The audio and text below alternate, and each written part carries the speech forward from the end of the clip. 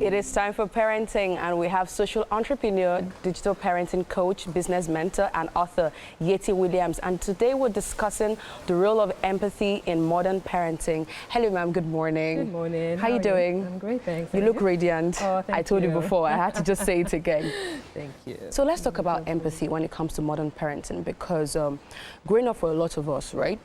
I think most parents didn't really understand empathy because they feel like, now me give birth to you. What is going on with you? If I tell you do this, do that, do this, do that, they're not empathetic towards some things that some of the issues that we have growing up. And now this is modern parenting. So how can parents sort of infuse this into their parenting ways? Because a lot of people don't understand empathy. They don't even have empathy for the next person close to them, for their friends. How can they have it for the children? Because it starts from the home. And before you know it, the kids are going out there to the world. So how do you put that into parenting? Fantastic, great question and great place to start. You know, I think it's important to start with what is empathy. Yes. And empathy is the ability to understand what somebody else is going through. It doesn't have to have been your experience. You don't have to agree with it. You don't have to know exactly what it feels like, but you need to try to say, okay, this is what this person is going through. This is how they feel. This is how they are seeing the world. So therefore, I need to understand that to be able to give my own perspective. And the reason it's important in family and home is because, like you said, we start everything we know about social interaction, emotional intelligence starts from home. And so if children see their parents being people who are willing to listen to them, who are like, oh, tell me, oh, that's how you feel. Why do you feel like that? That's an example of empathy. It doesn't mean you then say what the child is doing or feeling is right, but at least you understand where they're coming from. And when you understand that, especially in the modern age we live in, which is why I added that in the modern age, modern parenting, is that our children have an alternative.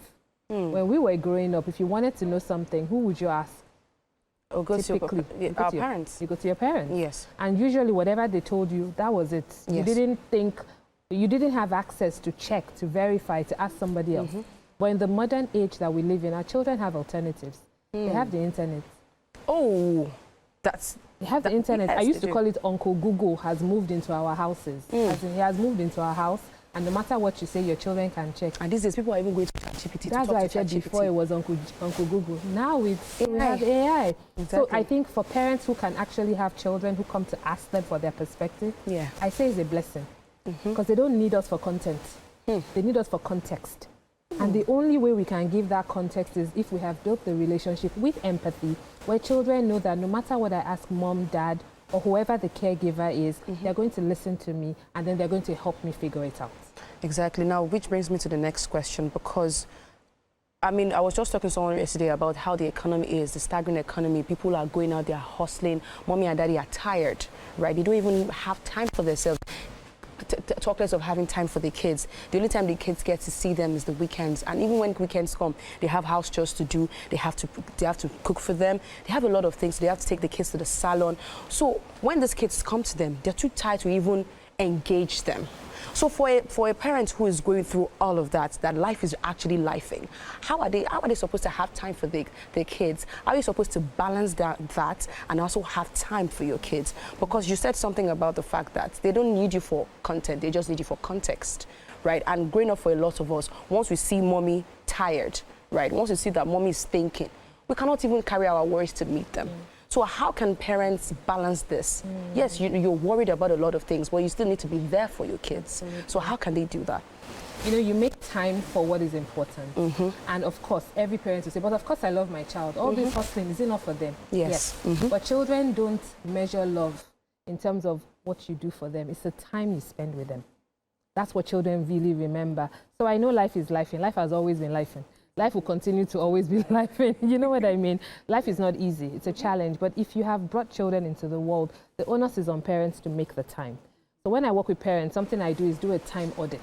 How are you actually spending your time? Let's look at the typical 24-hour day, 7 days a week. How are you spending your time? If the only time you really can give your children physically is on the weekend, but then you spend the weekend spending hours in the market, cleaning the house for you to look spick and span as if they're measuring how clean your house is. Is that really what matters? Or if you're time poor already, and time poor means you don't have as much time with your children as you could, you have to create it and curate it. So for example, on weekends, don't go to all the Owambes. Don't go to all the parties out there. If you don't, you can create time for your family. So I think it's about restructuring your life and saying, I need to spend time with my children, because the world we live in today, there's somebody out there who's waiting to fill that void that children are feeling if mom and dad are not available. Exactly. And I have seen that a lot of children who do not have empathy for other children, like they don't have empathy for their friends. It probably started at home because they saw their mom and dad rubbish them and tell them, Mommy, I want to talk to you about something. Before you I beg, leave my side. I don't have time for you. So for a child who is already like that, a child who doesn't have empathy for none of his friends, how are they supposed to help this kind of child? Because parents are not there to even teach this child how to have empathy. So is there still hope for that kind of child who obviously doesn't come from a home where they sit them down, they talk to them, they are able to air their issues? Is there still hope for that kind of child before he or she gets out of hand? Absolutely. Empathy is something, the beautiful thing with empathy, which to me falls under emotional intelligence, is it's a lifelong learning. You don't either have it or you don't have it. You can improve on it. So if, for example, you're hearing this today and thinking, I'm not sure where I am with empathy in my household. I'm not sure I can say that in this family we're all empathetic. How do I start to do it? There are little things you can do. Children are still growing. No child is formed until they leave the house. In fact, we know that children don't fully develop until 25. 25. The prefrontal cortex, where we make logical decisions, doesn't fully form till 25. Okay. So up to that point, children rely on the parents and the caregivers in their life to help them navigate the world. So if you recognize, you know what, I think empathy is important. How can I start to do it? Listen to your children, ask open-ended questions, don't judge them, don't dismiss them. Even when they bring something to you in today's day and age and they are sad because they posted something and nobody liked it, and they are sad and crying, and you're thinking, is that why you're crying? It's not enough to dismiss them. Don't dismiss them. It's important to that child for a reason. When you understand why, then as a parent, you can tweak whatever you need to tweak so that you can help that child build confidence and say, your life is not judged by how many people like you. But if you have dismissed them, you wouldn't have had the chance to see this child is putting their self-esteem on external validation. It's really important. Now, let's talk about the schools now, because I don't know how the curriculum looks like now for children. Are there any subjects or anything in schools that actually help teach kids on empathy? So a few schools have something called PHSC, which stands for trying to teach children other skills, not just academic. Because we see that in the world now, more and more research shows that it's not just about your IQ, it's about your EQ. Your emotional quotient is important. So there's no point being a 4.0 GPA student and you don't have empathy. You don't have team. You can't work in a team. You don't know how to collaborate with people. So schools are starting to implement that into it. And I dare say that for more parents, when parents are more informed, you task the school more. When you're picking a school, you're asking them, how do you prepare a child for the future of work? It's no more, oh, what are the grades? How many people pass 100? How are you preparing children for the future of work? If a school cannot give you an answer, that, oh, we're also doing this, we're also working on this area, that's, for me, it's a red flag. Try and find another school. Try and find another school. It's really important that we do that. So for young couples now who are trying to have children, what are the first steps to helping them build empathy for the kids, teaching their kids empathy, right? I just gave birth to a newborn baby.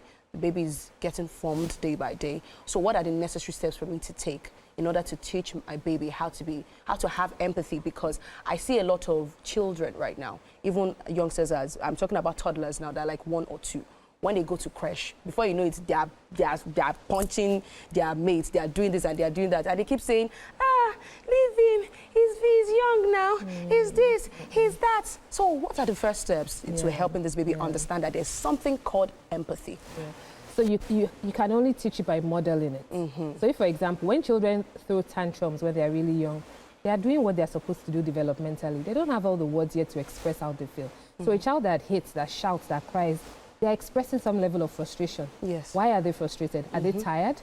Is it that they've been seeing people doing that boxing in the house and that's what they're copying? It's very possible. So you need to go back. The child is picking that from somewhere. So I think when we're willing to reparent ourselves, we're willing to unlearn and relearn, then you can start to say, what do I need to tweak? So a child who's hitting, who's throwing tantrums and they are young, they're doing what they're supposed to do, but then it's your job to help them. So every time they throw a tantrum, say, what exactly is the problem? Tell me, use your words. just even calming that down calms the child down. And then in the school environment, they must not be saying, that's how children are. It shouldn't be. You should be able to take that child aside and let the child know that that behavior is wrong, but it's not about punishing them. If you punish them in that state, you haven't really taught them anything. Take them aside, speak to them, and say, it seems like you need to sit in that corner and calm down. When you have finished calming down, you can call my name, and then I'll come to you, and then maybe you can come back and play with your friends. That's a simple way to redirect that child's tantrum into positive. Thank you so much, Yetty Williams. It's been an amazing July with you, I cannot lie. Thank you so much, and you look radiant as ever. Thank you for doing this with us. We've come to the end of parenting. Let's go on a short recess. Wake Up Nigeria continues.